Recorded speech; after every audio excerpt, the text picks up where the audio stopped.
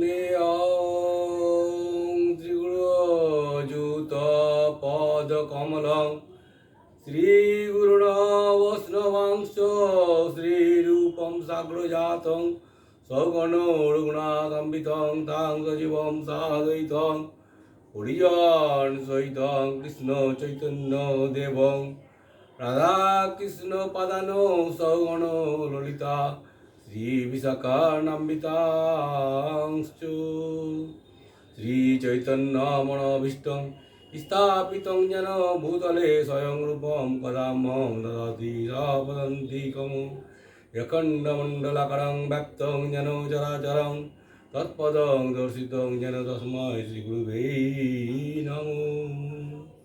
গুরু ব্রহ্মা গুরু বিষ্ণু গুরুদেব মহেশ্বর গুরুদেব পরম ব্রহ্ম তস্मै শ্রীগুরুবে নমো। পঞ্চকল্পতরুভ্যশ্চ কৃপা সিন্ধুভ্যো এব চ পতিতানাং পাবনেভ্যো বৈষ্ণবেভ্যো নমো নমো। পঞ্চদত্তাকং ভক্তরূপসর্বকং ভক্তবতরাং ভক্তকাল নমামি ভক্তিযজ্ঞিকং তাং নমো শুভপ্রদানে কলো কলমোচনাশায় জাহ্নবাবতায় নমো। শ্রীমন্নবদ্বীপকিশোরচন্দ্রহানন্দনানন্দ সচ্চাসুত চিত্তচৌর প্রসিদ্ধ হে বিষ্ণু প্রিয়েশ গৌর বিশ্বম্বরায় গৌরায় চৈতন্যায় মহাত্মনে শচীপুত্রায় মিত্রায় লক্ষ্মীসায় নমো নমো। হে কৃষ্ণ করুণা সিন্ধু দীনবন্ধু জগৎপতে গোপেশ গোপীকান্ত রাধাকান্ত নমোস্তুতে। কৃষ্ণায় বাসুদেবায় দেবকী নন্দনায় চ নন্দকুমারায় গোবিন্দায় নমো। তপ্ত কাঞ্চন গৌরাঙ্গী রাধে বৃন্দাবনেশ্বরী বিশ্ববনসুতে নিবিতাং নমামি হরি প্রিয়ে। ওং বিষ্ণুরূপস্য ভার্যস্য প্রিয়ে পদ্মমালয়ে শুভেশগোত্র পায়মাং দেবী মা লক্ষ্মী নমোস্তুতে। নারায়ণ নমস্কৃত নরশ্চৈব নরোত্তমো দেবী সরস্বতী ব্যাসদত্ত জয় মুদ্রায়ে। নারায়ণ পরবেতা নারায়ণ পরক্ষরা নারায়ণ পরাগতি নারায়ণ পরামুক্তি রাম নারায়ণ অনন্ত মুকুন্দ মধুসূদন কৃষ্ণ কেশব কংসরে হরে বৈকুণ্ঠ বামন হরে মুরারে মধুকৈতুক ভরে মুকুন্দ সৌরে যোগেশ নারায়ণ কৃষ্ণ বিষ্ণু দাস বাং জগতি রক্ষণ। হরে কৃষ্ণ কৃষ্ণ কৃষ্ণ হরে হরে হরে রাম রাম রাম হরে হরে। ওম নমো ভগবতে বাসুদেবায় নমো। শ্রী শ্রী পরমাত্মনে নমো।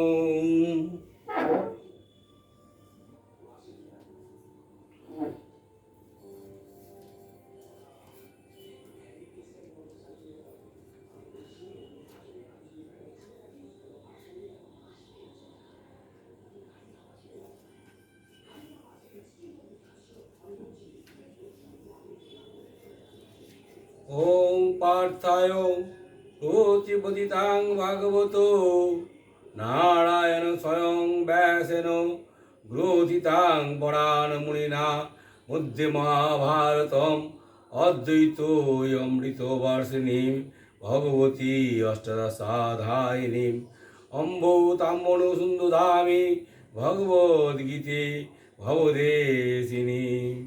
নমো অস্তুতে ব্যাস বিশাল বুদ্ধ উল্লাড় বৃন্দায় পত্র নেত্র যেন তয়া ভারত তৈল পূর্ণ প্রজ্বলিত জ্ঞানময় প্রদীপ প্রপন্ন পরিজাতায় তত্র বেত্রাকপাণায় জ্ঞান মুদ্রায় কৃষ্ণায় গীতামৃত দুয়ে নমো।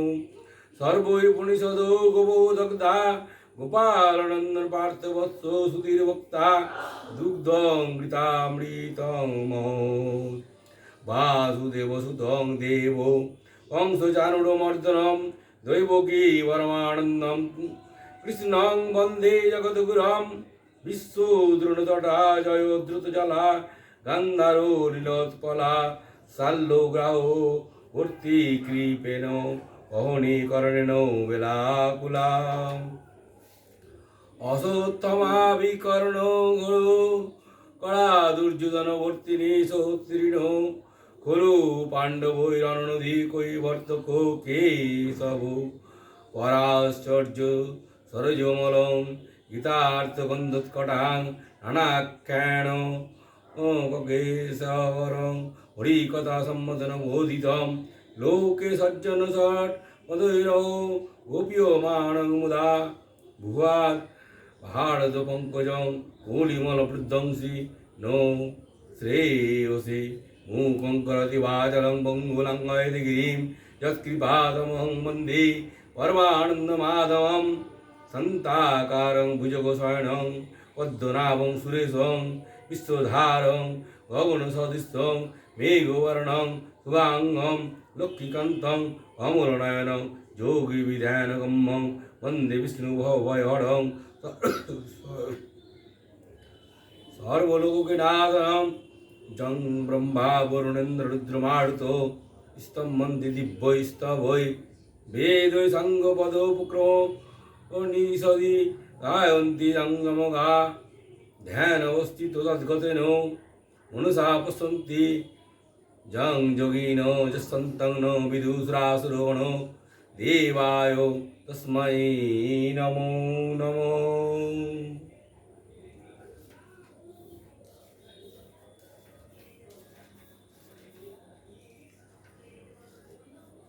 ওম শ্রী শ্রী পরমাত্মনে নমঃ। শ্রীমদ্ ভাগবত গীতা প্রথম অধ্যায় অর্জুন বিষাদ্য ধৃতরাষ্ট্র উবাচ ধর্মক্ষেত্রে কুরুক্ষেত্রে সমবেদা যজুৎসব মামকাপাণ্ডবাশ্চৈব কিং কুর্বর্ত সঞ্জয়। ধৃতরাষ্ট্র বললেন, হে সঞ্জয়, ধর্মভূমি কুরুক্ষেত্রে যুদ্ধাবিলাসী আমার এবং পাণ্ডুর পুত্রগণ একত্রিত হয়ে কি করল? তখন সঞ্জয় বলল, সঞ্জয় উবাচ দৃষ্টা তু পাণ্ডবানীকং মূঢ়ং দুর্যোধন স্তদ আচার্য উপসঙ্গম রাজা বচন অমৃত। সঞ্জয় বললেন, সেই সময় রাজা দুর্যোধন উজ্জাগারে সজ্জিত পাণ্ডব সেনাদের দেখে দ্রোণাচার্যের কাছে গিয়ে এই কথা বললেন,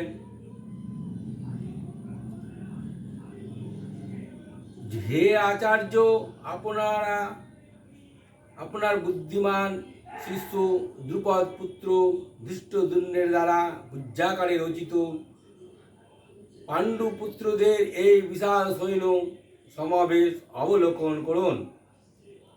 সেই সেনার মধ্যে মহাধনুর্ধর এবং যুদ্ধে পরাঙ্গম ভীম ও অর্জুনের সমকক্ষ পরাক্রমশালী যোদ্ধারা রয়েছেন, যেমন সাত্যকী বিরাট মহারথী রাজা দ্রুপদ, ধৃষ্টকেতু কেচিতান বীর কাশীরাজ পুরোজিৎ, কুন্তিভোজ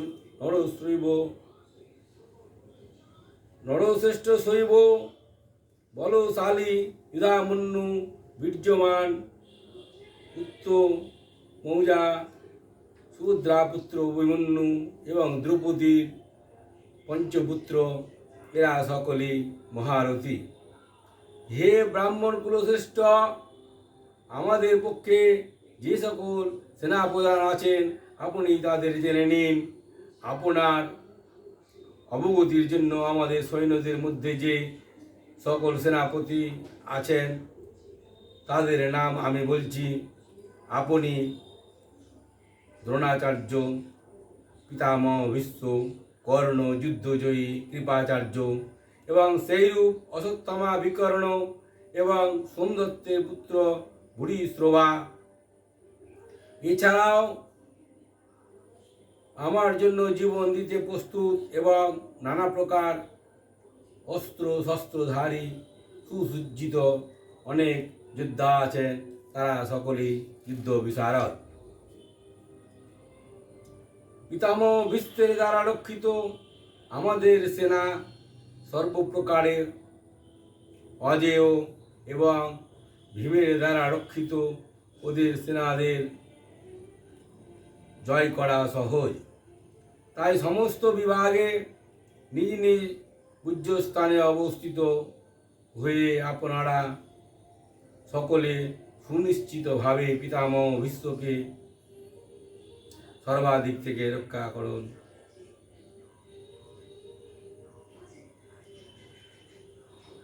কুরুকুলের প্রতাপশালী প্রবৃদ্ধ পিতামহ ভীষ্ম তখন দুর্যোধনের হৃদয়ে হর্ষ উৎপন্ন করে উচ্চস্বরে সিংহনাদ করে শঙ্খধ্বনি করলেন। তারপর শঙ্খ, নাগাড়া, ঢোল, মৃদঙ্গ, রণ, সিংহা ইত্যাদি বাদ্য একসঙ্গে বেজে উঠল। সেই শব্দ খুবই ভয়ঙ্কর হয়ে উঠল। তারপর সে অশ্ব সমন্বিত উত্তম রথে উপবিষ্ট ভগবান শ্রীকৃষ্ণ এবং অর্জুনও দিব্য শঙ্খ বাদন করলেন। ভগবান শ্রীকৃষ্ণ পঞ্চজন্য নামক শঙ্খ, অর্জুন দেবদত্ত নামক শঙ্খ, ঘোরকর্মা ভীম পণ্ড্রু নামক মহাশঙ্খ বাজালেন। কুন্তিপুত্র রাজা যুধিষ্ঠির অনন্ত বিজয় নামক শঙ্খ এবং নকুল সুঘোষ নামক শঙ্খ এবং সহদেব মণিপুষ্পক নামক শঙ্খ বাজালেন। হে রাজন মহাধনুধর কাশীরাজ মহারথী শ্রীখণ্ড কণ্ডী ধৃষ্টদ্যুম্ন রাজা বিরাট অজেয় সত্যকী রাজা দ্রুপদ দ্রৌপদীর পঞ্চপুত্র এবং মহাবীর অভিমন্যু এরা সকলে পৃথক পৃথকভাবে নিজ নিজ শঙ্খবাদন করলেন। সেই তুমুল শব্দ আকাশ ও পৃথিবীকে কম্পমান করে ধৃতরাষ্ট্রপুত্র দুর্যোধনাদির হৃদয় বিদীর্ণ করল। অর্জুনবাচ, হে রাজন, এরপর অস্ত্র নিক্ষেপের সময় উপস্থিত হবে। কপিধ্বজ রথারূঢ় অর্জুন যুদ্ধরত ধৃতরাষ্ট্র পরিজনদের দেখে ধনু উত্তোলন করে ঋষিকেশ শ্রীকৃষ্ণকে এই কথা বললেন, হে অচ্যুত, আমার রথটিকে উভয় সেনার মধ্যে স্থাপন করুন। যতক্ষণ না যুদ্ধক্ষেত্রে অবস্থিত এই যুদ্ধাভিলাষী বিপক্ষীয় যোদ্ধাদের ভালো করে দেখি যে এই মহারণে আমাকে কাদের সঙ্গে যুদ্ধ করতে হবে। দুর্বুদ্ধি দুর্যোধনের হিতকাঙ্ক্ষী যে সকল রাজন্যবর্গ যুদ্ধার্থে এখানে সমবেত হয়েছেন, সেই সকল যুদ্ধার্থীদের আমি দেখতে চাই। সঞ্জয় বললেন, হে ধৃতরাষ্ট্র, অর্জুন এইরূপ বলায় শ্রীকৃষ্ণ দুই পক্ষের সেনার মধ্যে ভীষ্ম, দ্রোণ এবং অন্যান্য রাজন্যবর্গের সামনে উত্তম রথটি স্থাপন করে বললেন, হে পার্থ, যুদ্ধে সমাগত এই কৌরবদের দেখো। তখন পিতাপুত্র অর্জুন উভয় সেনা বাহিনীতে অবস্থানকারী পিতৃব্যগণ, পিতামহগণ, আচার্যগণ, মাতুলগণ, ভাতৃগণ, পুত্রগণ, পৌত্রগণ, মিত্রগণ, শ্বশুরগণ এবং সুহৃদগণকে দেখলেন। উপস্থিত সেই সমস্ত বন্ধু বান্ধবদের দেখে কুন্তিপুত্র অর্জুন খুবই করুণার্দ্র হয়ে বিষণ্ণ চিত্তে এই কথা বললেন।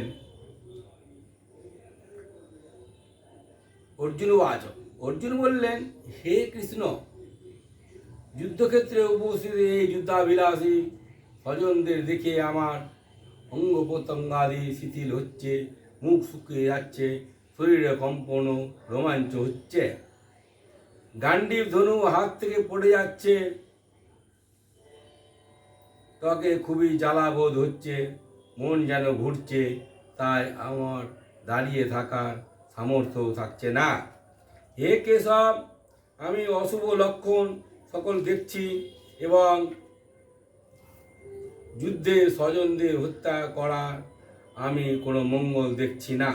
হে কৃষ্ণ, আমি জয় চাই না, রাজ্য সুভোগও চাই না। হে গোবিন্দ, আমাদের রাজ্যে কি প্রয়োজন, আর সুভোগেও জীবন ধারণেরই বা কি প্রয়োজন? আমরা যাদের জন্য রাজ্য ভোগ সুখাদি কামনা করি, তারই অর্থ এবং প্রাণের আশা ত্যাগ করে যুদ্ধের জন্য উপস্থিত। আচার্যগণ, পিতৃব্যগণ, পুত্রগণ, পিতামহগণ, মাতুলগণ, শ্বশুরগণ, পৌত্রগণ, শালকগণ, অন্যান্য আত্মীয় স্বজনগণ উপস্থিত রয়েছেন। হে মধুসূদন, আমাকে বধ করতে উদ্যত হলেও ত্রিলোকের রাজত্বের জন্যও আমি এদের বধ করতে চাই না। পৃথিবীর রাজত্বের তো কথাই নাই। হে জনার্দন, ধৃতরাষ্ট্রের পুত্রদের বধ করে আমাদের কি সুখ হবে? এই সকল আততায়ীদের বধ করলে তো আমাদের পাপ হবে। অতএব হে মাধব, দুর্যোধন ও তাদের বান্ধবগণকে বধ করা আমাদের উচিত নয়। কেননা নিজ কুটুম্বদের হত্যা করে আমরা কিরূপে সুখী হব?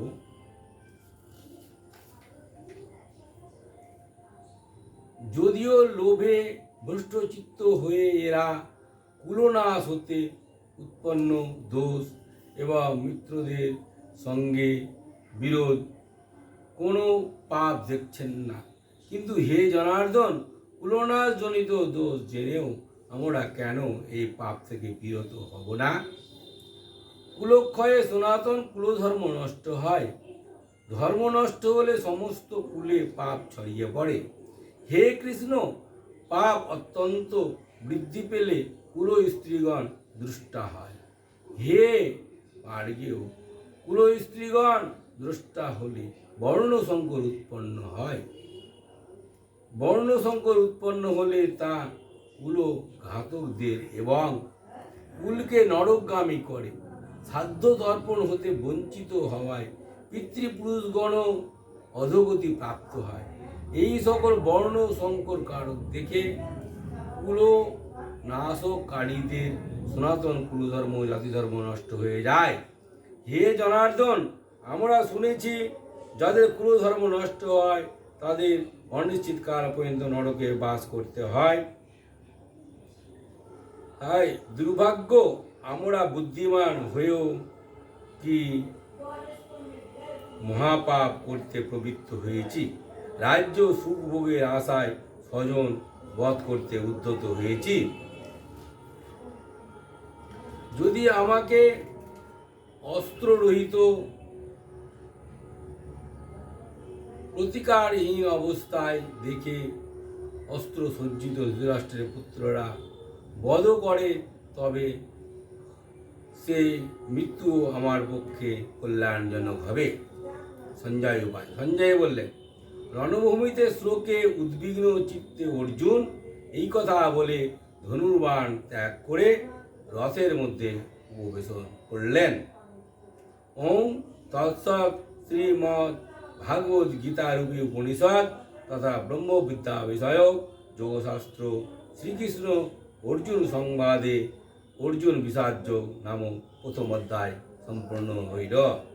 হরে কৃষ্ণ কৃষ্ণ কৃষ্ণ হরে হরে, হরে রাম রাম রাম। এবারে গীতার মাহাত্ম্যটা পাঠ করব।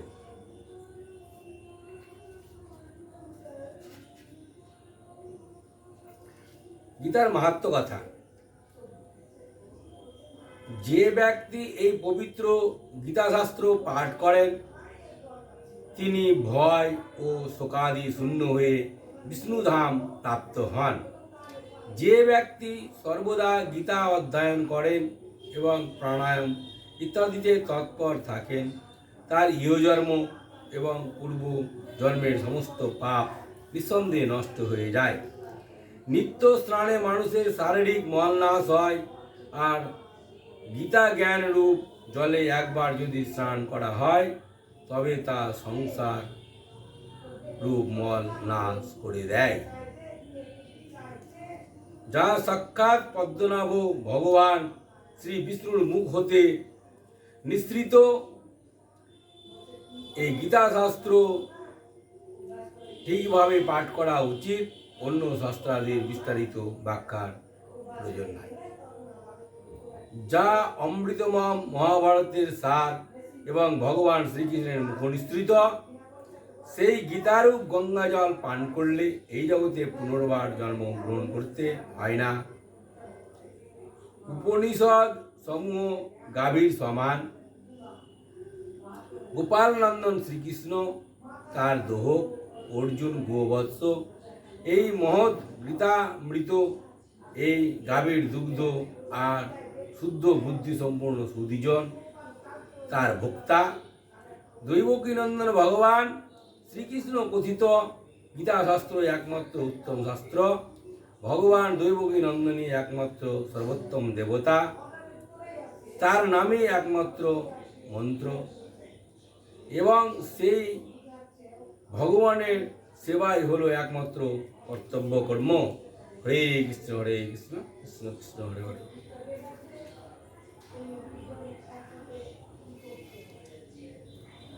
এবার আমরা সবাই হাত জোর করে বলি, গঙ্গা গীতা সাবিত্রী সীতা সত্তা পতিব্রতা ব্রহ্মাবলী ব্রহ্মবিদ্যা ত্রিসন্ধ্যা মুক্তি গেহিনী অদ্যমাত্রা চিতানন্দা ভবগ্নি ভ্রান্তিনাশিনী বেদত্রয়ী পরমানন্দা তত্ত্বার্থ জ্ঞান মঞ্জুরি।